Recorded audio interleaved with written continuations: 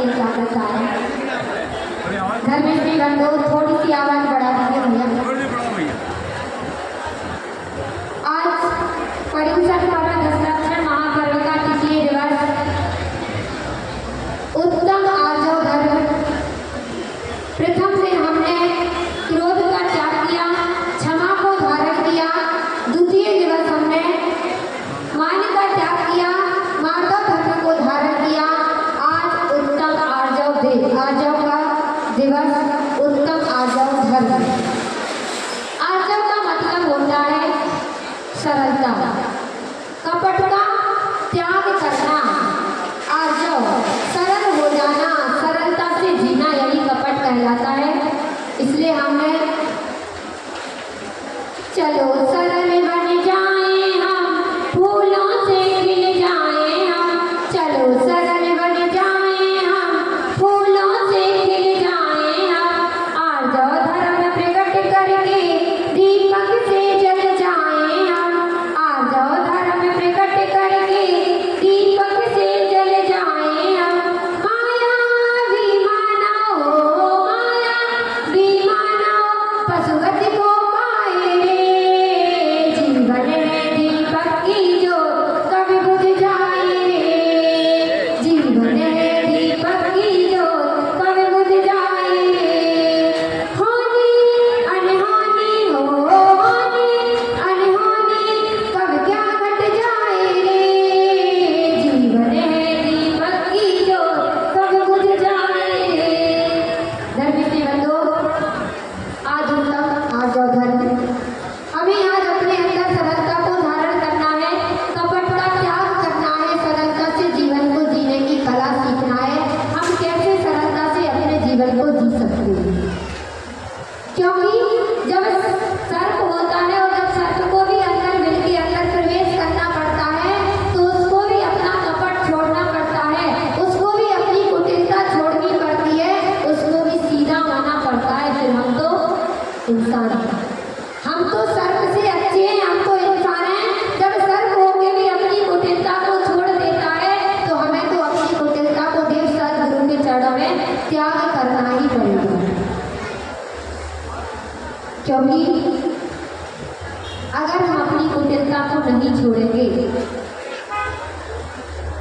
तो हम अपने कपट भाव को नहीं छोड़ेंगे, तो हम इस संसार सागर से पार नहीं हो सकेंगे।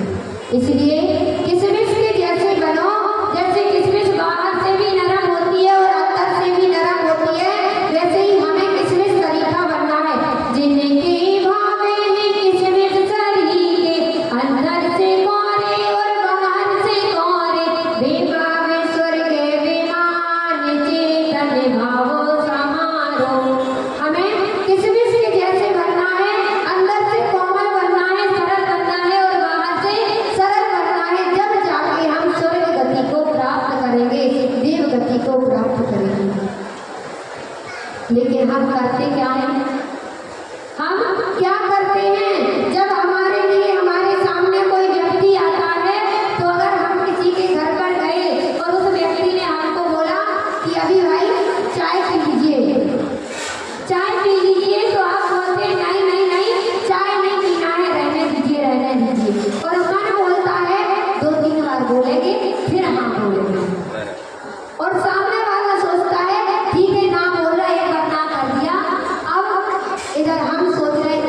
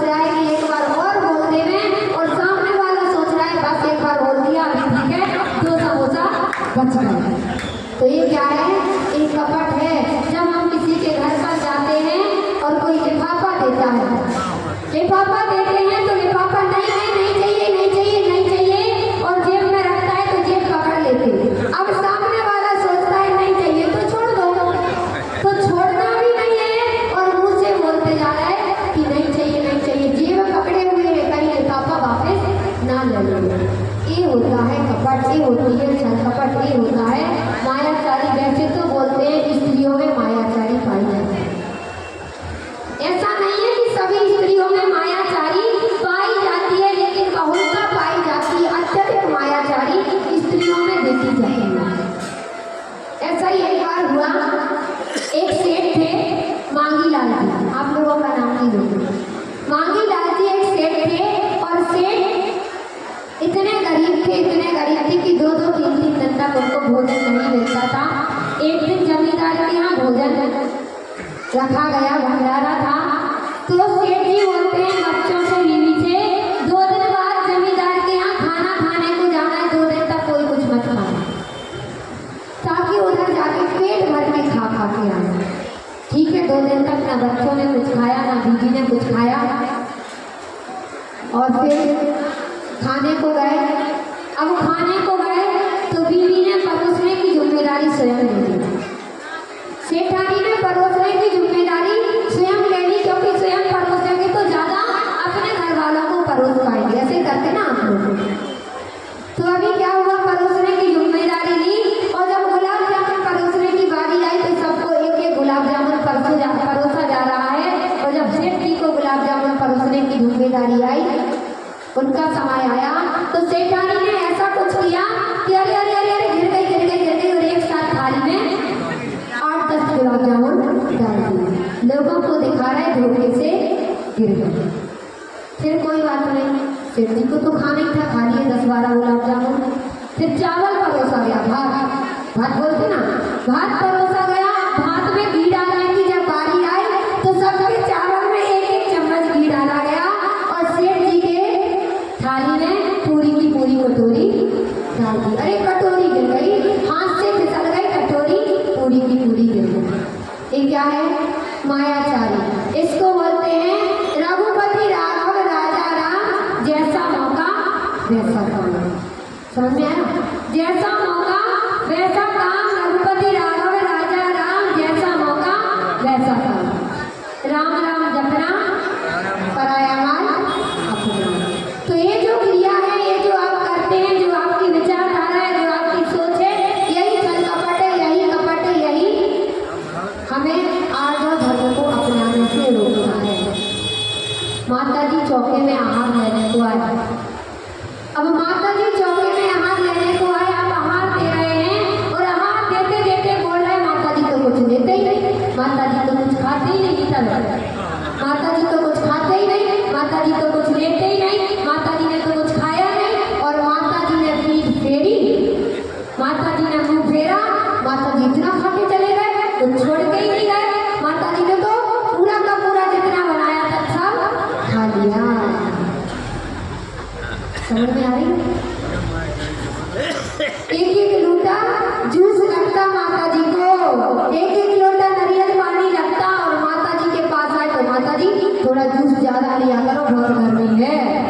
ये क्या है, एक यही छल कपट है, यही मायाचारी है, यही हमें उत्तम आर्य धर्म प्रकट नहीं होने देता है। समझ में आ रही है, करते हैं कि नहीं करते, सब करते हैं, ठीक है, आहार में नहीं करते, हमने एग्जाम्पल दिया, लेकिन आप करते हैं, और यही करना आपके लिए कर्म बंध का कारण है, यही करना आपके लिए उत्तम आर्य धर्म प्रकट नहीं होने देता है। जैसे एक चांडाल था, और चांडाल ने महाराज से नियम लिया, महाराज से नियम लिया कि मैं अष्टमी और चतुर्दशी को हत्या नहीं करूंगा। राजा के पास काम करता था और उसको फांसी देनी पड़ती थी, चांडाल का तो काम ही है, तो उसने नियम ले लिया महाराज से, प्रतिदिन का तो नियम नहीं ले सकते, लेकिन मैं नियम लेता हूँ कि पर्व के दिनों में अष्टमी चतुर्दशी के दिन में हत्या नहीं करूंगा। अभी अष्टमी के दिन ऐसा ही हुआ, राजा के सिपाही आ रहे थे, और चांडाल ने देख लिया, यमपाल चांडाल नाम था, उसने देख लिया कि सिपाही आ रहे, निश्चित किसी ना किसी को फांसी देना है। तो चांडाल ने अपनी पत्नी को बोला कि सिपाही आए तो उनको बोल देना बाहर विदेश बाहर रिश्तेदारी में गए हैं, तो इधर गांव में नहीं है आप। उसकी पत्नी भी ऐसा ही बोलती, सिपाही आके पूछते और पत्नी बोल देती कि वो नहीं है, वो बाहर गए हैं। सिपाही आपस में चर्चा करते कि कितना कैसा व्यक्ति है, प्रतिदिन फांसी चढ़ाता लेकिन कुछ नहीं मिलता, और आज राजा के बेटे को, राजकुमार को फांसी होना है, जितने आभूषण उसके शरीर पर होंगे पूरे आभूषण उसको मिलने थे, लेकिन आज उसका दुर्भाग्य हुआ आज गाँव में नहीं है। यह बात उसकी पत्नी सुन लेती है। मायाचारी है ना पत्नियों और लालच भी है स्त्रियों में। तो अभी वो पत्नी सुन लेती बात, तो अभी पत्नी क्या करती, पत्नी के मन में लालच आ जाता और बोलती है सिपाहियों को, हमारे पति तो बाहर गए, हमारे पति तो बाहर गए। इशारा हाथ से कर रही है अंदर गए और बोल रही है मुझसे बाहर है। क्या है यही मायाचारी है, यही छल कपट है। और लिया जाता, सिपाही अंदर जाते और चांडाल को बाहर लेके आते, राजा के दरबार में पेश किया जाता। राजकुमार को तो फांसी हो जाती, लेकिन उस यमपाल चांडाल को भी मृत्यु दंड सुनाया जाता कि तुमने राजा को झूठ क्यों बोला, और उसको सजा सुनाई जाती कि समुद्र में फेंक दो। जब समुद्र में फेंकने को जाते तो चांडाल जात, आप सोचिए कितनी नीची जात है, लेकिन स्वर्ग के देवता आते और उसको सिंहासन पर बिठा लेते, फूलों की उस पर बरसात करते। किसका प्रभाव है? वृक्ष का प्रभाव है। उस वृक्ष के प्रभाव से उसको तो देवता भी उसकी पूजा करते हैं। और उसकी पत्नी ने छल कपट किया था, इसलिए हम क्या करते, जब हम छल कपट करते हैं तो सब कुछ भूल जाते हैं। पूजन में पढ़ते ना, भय त्याग दूध बिलाव पीवे आप दानई देखिएगा। जब बिल्ली दूध पीती है तो आंखें बंद कर लेती और विचार करती है, मैंने स्वयं की आंखें बंद कर ली, इसका मतलब तो मुझे कोई देख नहीं रहा। जब आप भी छल कपट करते हो, जब आप भी मायाचारी करते हो, तो आप भी यही सोचते हमें कोई देख नहीं रहा। आप भय को त्याग देते हो और भय त्याग करके आप छल कपट करते हो, मायाचारी करते हो। लेकिन आप बिल्ली से गए हुए हो, वो तो त्रियंच प्राणी, हम तो मनुष्य हैं, हमें सब कुछ क्षमता है, हम समझ सकते हैं, अपने गुरुओं के उपदेश को सुना है, फिर भी बिल्ली के जैसे कार्य करते हैं। बिल्ली आंख बंद करके दूध पीती है और हम भी आंख खोल के पाप क्रियाओं को करते हैं, छल कपट करते हैं, मायाचारी करते हैं और सोचते हैं हमें थोड़ी कोई देख रहा। धर्मस्नेही बंधु, अष्ट द्रव्य चढ़ाते हैं, भगवान की पूजन क्यों आते हैं, भगवान की भक्ति करते हैं। और भक्ति करते समय जब पुष्पंकर में पावती आता है, आप घर में तो छल कपट करते हो, घर में तो मायाचारी करते हो, लेकिन जब भगवान की भक्ति करते हो, त्रिलोकीनाथ के दरबार में बैठते हो और त्रिलोकीनाथ के दरबार में बैठ के आप बोलते हो चंपा चमेली केवड़ा नाना सुगंध तेरे लिए, और पुष्प चढ़ाते हो। और पुष्प चढ़ाते समय क्या करते हो? पीले चावल चढ़ाते हो। तो यह मायाचारी नहीं है, ये छल कपट नहीं है। जब आप घर में करते हो तो इतना पाप लगता है, तो विचार करिए, आप त्रिलोकीनाथ देवता गुरु के सामने बैठ के बोल रहे हैं चंपा चमेली केवड़ा और चढ़ा रहे हैं पीले चावल। कौन सी खुशबू आती पीले चावल? बोलिए, कौन सी खुशबू आती आपको पीले चावल में? और आप बोलते हैं पुष्पंकर में पावती स्वाहा, चढ़ा नहीं है, बोल रही है पीले चावल। तो फिर ये बोलिए पीले चावल में पावती स्वाहा, फिर आपको दो चीज लगेगी।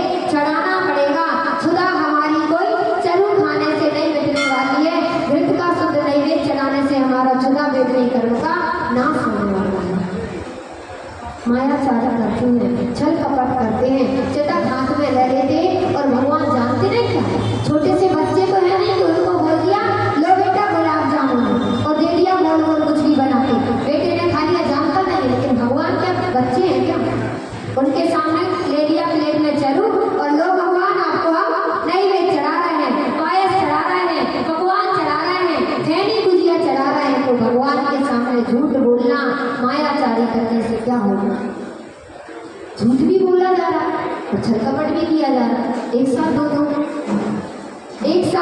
दो करना बंद हो रहा है। एक साथ दो चीजों का पाप लग रहा है। फिर आप बादाम फल चढ़ाते और बोलते क्या बोलते, अंगूर अमृत बोलते। फिर आप देव सतगुरु की पूजन में बोलते लो चल सूरज ना गाने और होते सारे के घर तारे मोपे न उपे मां जाए वरनी सकल फल गुण सारे।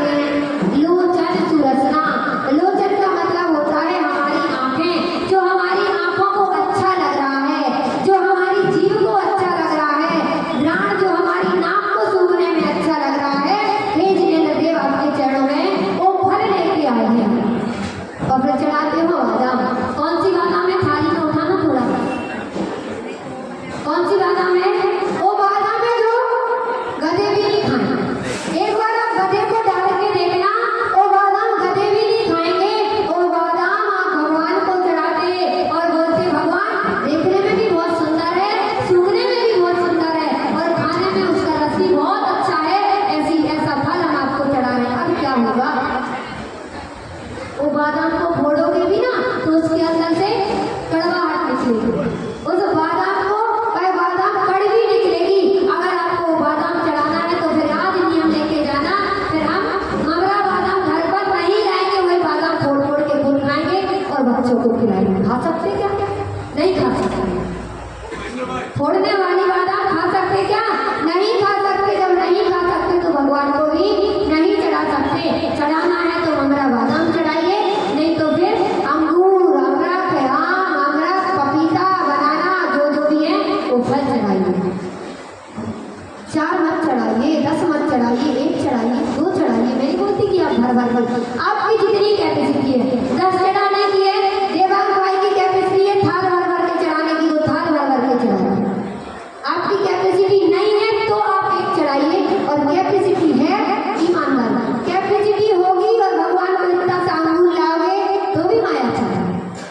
आप बिना छल कपट बिना मायाचारी के कीजिए शक्ति प्रमाण, शक्ति बिना श्रद्धा लगे। मैं आपको यह नहीं बोलती कि भर के चढ़ाइए, मैं आपको यह नहीं बोलती कि शुद्ध घी का थाली भर के नहीं से गिराइए, लेकिन इतना सा तो ला सकते। अपन खाते हैं तो चढ़ा भी सकते हैं। धर्म से बंधुओं, आज उत्तम आर्जव दिन, उत्तम आर्जव के दिन आपको अपने अंदर सरलता सहजता कटुता का त्याग करना है। जैसा दर्पण में मुख दिखता है, हम जैसा मुख करेंगे, टेढ़ा करेंगे, उल्टा करेंगे, सीधा करेंगे, दर्पण में क्या बोलते हैं उसमें पूजन में क्या है, मुख लगे जैसा दिखे तैसा कपट पीती अनागरी। हम जैसा मुख करते हैं वैसा मुख दर्पण में दिखता है। वैसे ही अंतर आत्मा से स्वच्छ होना है, सरल होना है। जैसा अंदर है वैसा बाहर दिखाना है। अगर इतना सा सूत्र अपने जीवन में धारण कर लिया, जो है सो है, जो अंदर है वही बाहर है, आपका कल्याण हो जाएगा। आप सभी के जीवन में उत्तम आदर धर्म प्रकट हो। इसी मंगल भावना के साथ बोले आदित्य आदिनाथ भगवान की